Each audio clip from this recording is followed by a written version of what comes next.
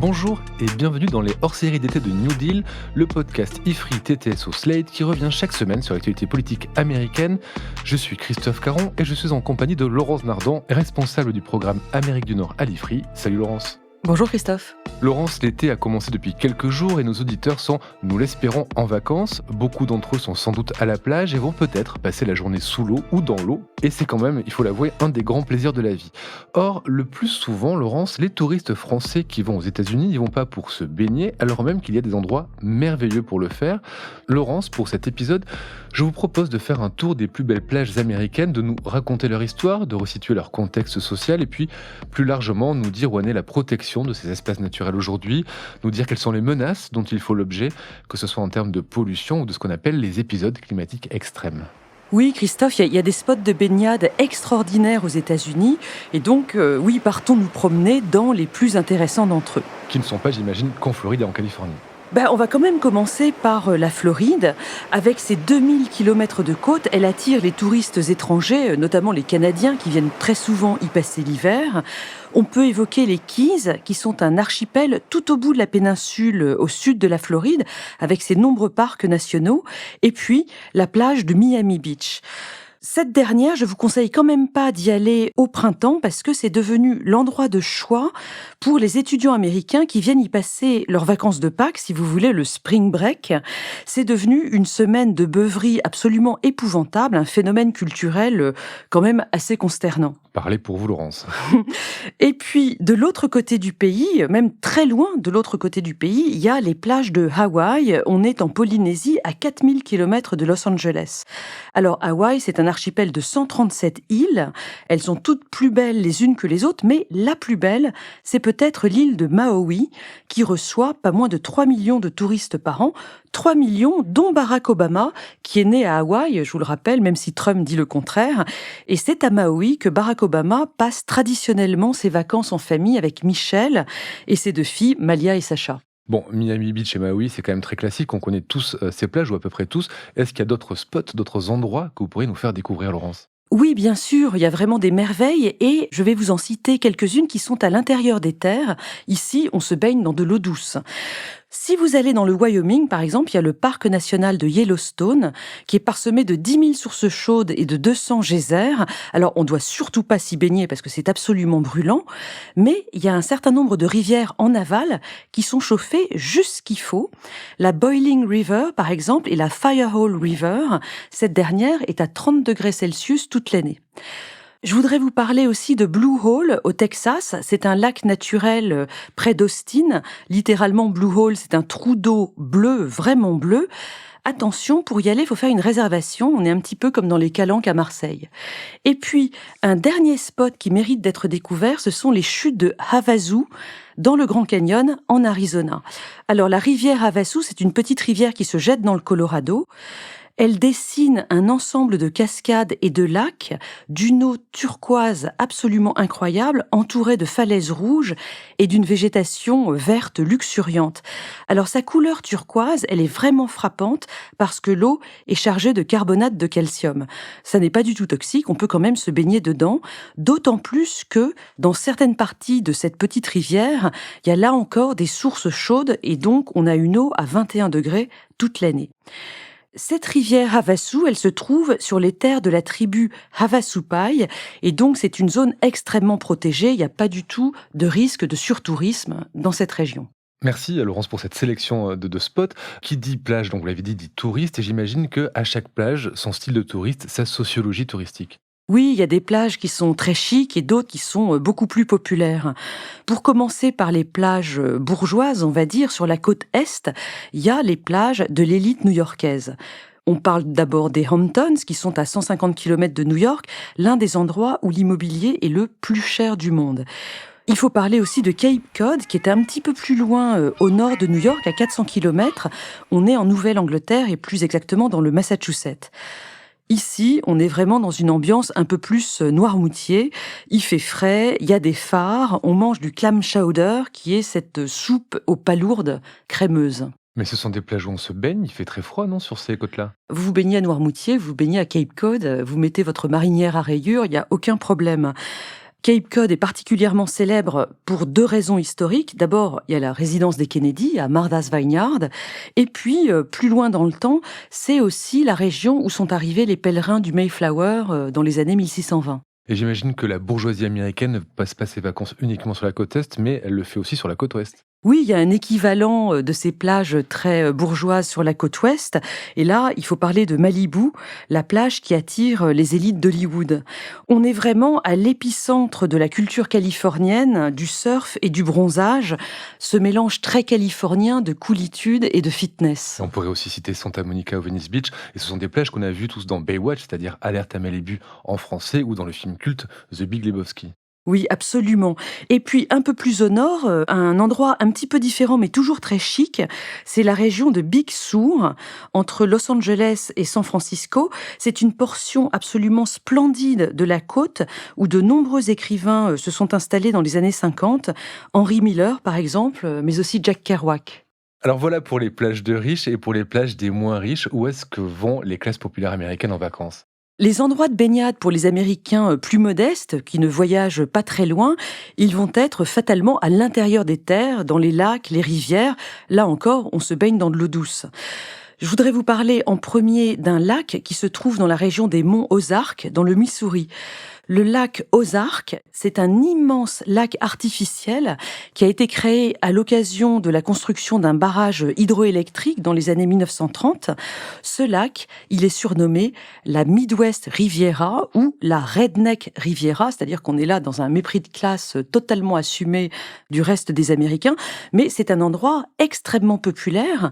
Le week-end du 4 juillet, on compte en général pas moins de 3000 bateaux dans cet immense lac. Ozark, qui vient du français d'ailleurs, Ozark, et qui est visible dans la série du même nom, Ozark, sur Netflix. La série a été tournée dans le village ou dans la ville de Osage Beach. Osage, c'est une tribu indienne qui est justement au bord de ce lac des Ozarks.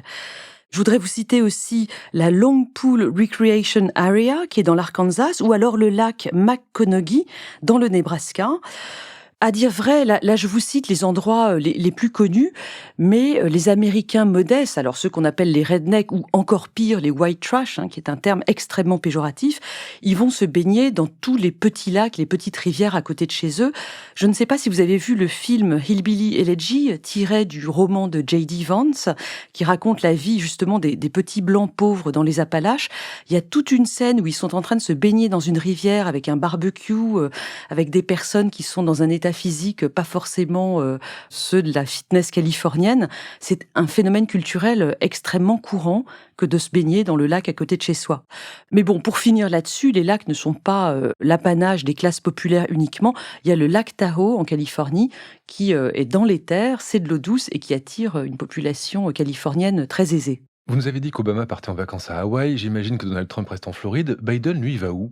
Eh bien, Biden, il va à Bethany Beach, une plage très populaire dans le Delaware, donc l'État de Biden. Cette plage, elle accueille beaucoup de Washingtoniens parce qu'elle est à 2h30 de route de la capitale, à l'est, dans la péninsule du Delaware. Biden y va en vacances et c'est d'ailleurs là qu'il est tombé à vélo l'été dernier, en 2022. Et puis, je voudrais terminer ce voyage sur les lieux de baignade américains par un endroit qui a une grande importance historique, ce sont les Outer Banks. C'est un autre spot pour les Washingtoniens, vers le sud cette fois-ci, et un petit peu plus loin. On est en Caroline du Nord, à 500 km environ de Washington. Il faut traverser toute la Virginie pour y arriver. Les Outer Banks sont une série de 4 îles toutes fines qui longent la côte sur 320 km avec de grandes plages de sable fin. Les Outer Banks sont d'ailleurs en danger de disparition à plus ou moins long terme à cause de l'élévation du niveau de la mer et des tempêtes qui accélèrent l'érosion. Avant de parler justement de ces problèmes climatiques et de leur impact sur les lieux de baignade américains, vous avez parlé de l'importance historique des Outer Banks. Je n'avais jamais entendu parler, moi, de ces îles. Pourquoi sont-elles si importantes sur le plan historique ? Parce que c'est là, à Kitty Hawk très exactement, qu'a eu lieu le premier vol d'un avion à moteur, celui des frères Wright en 1903. Alors quand on va sur place, j'ai eu cette chance, on voit que les locaux en font vraiment des tonnes. Il y a plein de restaurants qui s'appellent les frères Wright, il y a un musée, il y a tout un tas de panneaux explicatifs partout. Mais les Outer Banks sont surtout le lieu d'un grand mystère historique, celui de la colonie perdue de Roanoke. Alors Roanoke, c'est le nom de l'une de ces 4 îles. En 1580, donc on était sous Élisabeth Ière, il y a eu une tentative de colonisation anglaise à cet endroit et qui n'a pas très bien fonctionné.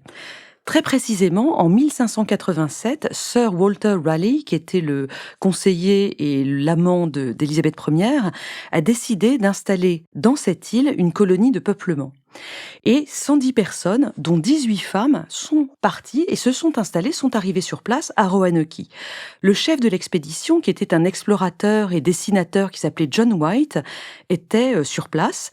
Et au mois d'août, sa fille, qui faisait partie de l'expédition, a accouché d'une petite fille qui est la première naissance anglaise dans le Nouveau Monde.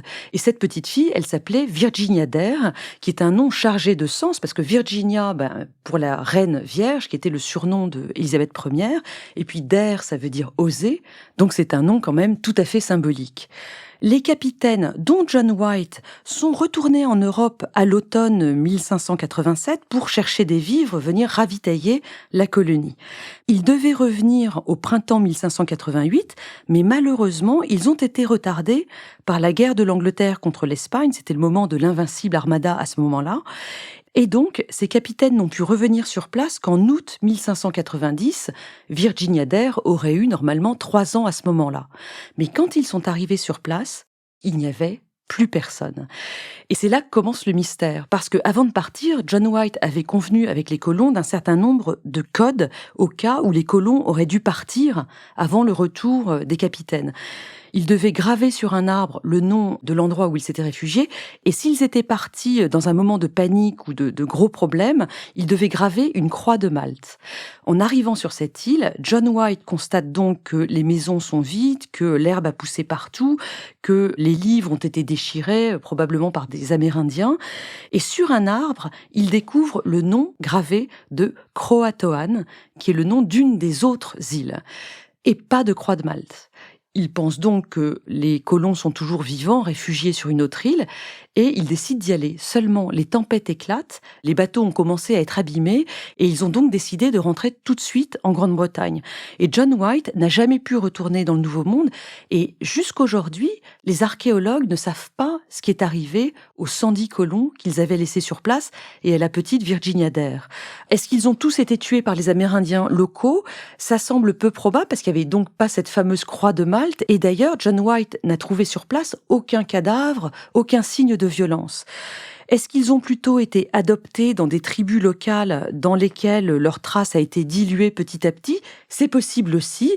C'est vraiment un mystère qui vaut celui du masque de fer. Bref, je retiens de tout ça que même si on part plutôt aux États-Unis pour aller visiter New York, Los Angeles ou d'autres villes, il y a quand même des stations balnéaires et des plages qui peuvent nous permettre de passer de bonnes vacances.